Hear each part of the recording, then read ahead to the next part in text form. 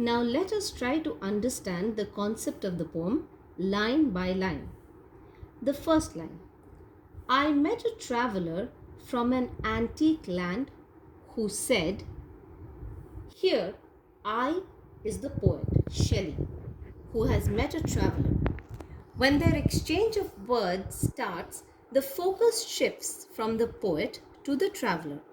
The traveler has come after visiting an antique land, which, as I have discussed with you when I was doing the word meanings, is an antiquated land, an old land, a civilization that belonged a long time ago.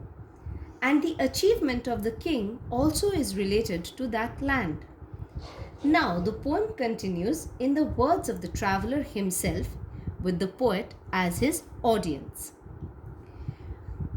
who said, two vast and trunkless legs of stone. Here, vast is an interesting choice of word that indicates enormous and large, something very big. It suggests the power that is attached to the king.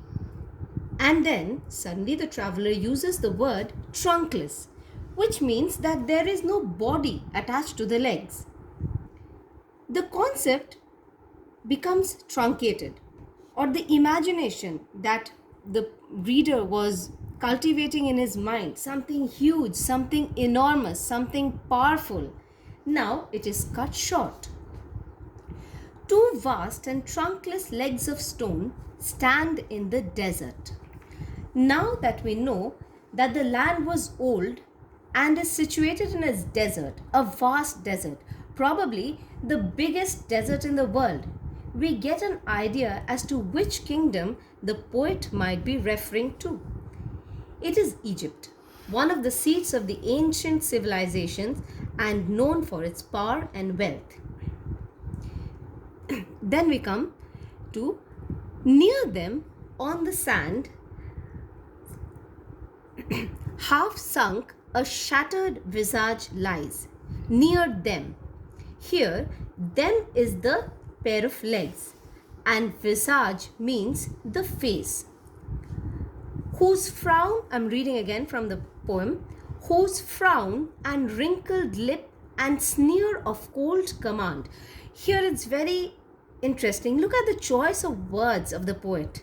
Sunk, shattered, wrinkled, sneer. Sunk and shattered suggest that the things are broken with the passage of time. We get to learn quite a lot about the individual by observing his statue. Firstly, he is definitely a very powerful and commanding man, probably a king, an Egyptian king who we call a pharaoh. That is what he must have been. But then there's a sneer, which means that this king looked down upon his people. His lips are wrinkled and he even frowns. This again indicates that the king must have been very, very authoritative. He commands people, but in quite an aggressive way. Now history bears testimony that a ruler or a monarch must be far-sighted enough to know that the way he rules his people, his kingdom, reflects on how he himself ends up. So coming back to the poem, next line. Tell us that its sculptor well those passions read. So here, this section is quite interesting. This is an interpretation of an interpretation. Let me put it in easier words. The interpretation of the sculptor, whatever the sculptor thought the king would be, he has tried to show it in his statue. The statue was seen by the traveler, and he is now giving his account of whatever he thought about the statue to the poet. And then the poet wrote a beautiful poem on that, and we are trying to interpret what the poet meant through his poem. So I shall give you some time to reflect on this after I finish my explanation here. Now, the wrinkled lip and the cold command has been beautifully encaptured by the sculptor. The sculptor well those passions read, which yet survive. So, as I was saying, the sculptor well those passions read, which yet survive stamped on these lifeless things. So here the sculptor has, with amazing skill or dexterity, been able to portray the nature of this king. And how? Through his art, through his sculpture. The lifeless stones have been carved with dexterity to tell us thousands of years later what kind of a person the sculptor's subject was. The sculptor infused life in these lifeless pieces of rock.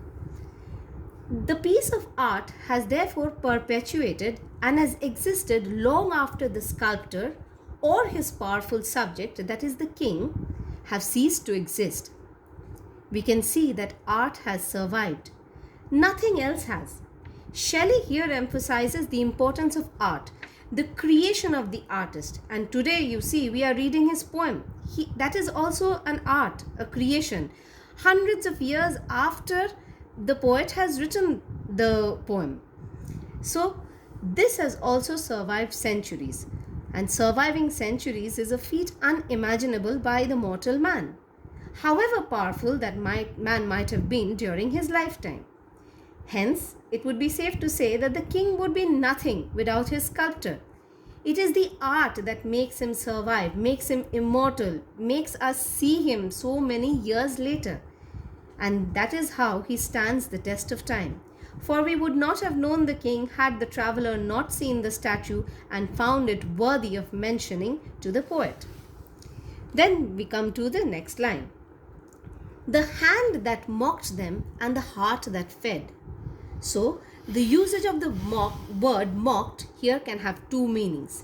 If you look up in the dictionary, we can see that the first meaning of the word mocked is to make a replica or an imitation of something. And the second one is to tease a person in a contemptuous manner. So the sculptor may have used his hands to make a fine statue of this great pharaoh. Secondly, by depicting certain character traits of this leader, which probably the pharaoh himself was unaware of, was so blatantly expressive on his face, the sculptor has exposed him in front of all, thereby creating probably a mockery of this sovereign. And who had fed all these ideas in the sculptor's mind? It was the pharaoh himself. By exhibiting such qualities, maybe these qualities were so embedded in his heart that he did not even know they were showing on his face. And as they were showing on his face, the sculptor, who is an artist, had perceived them well, and it came out of his chisel as he was making the sculpture.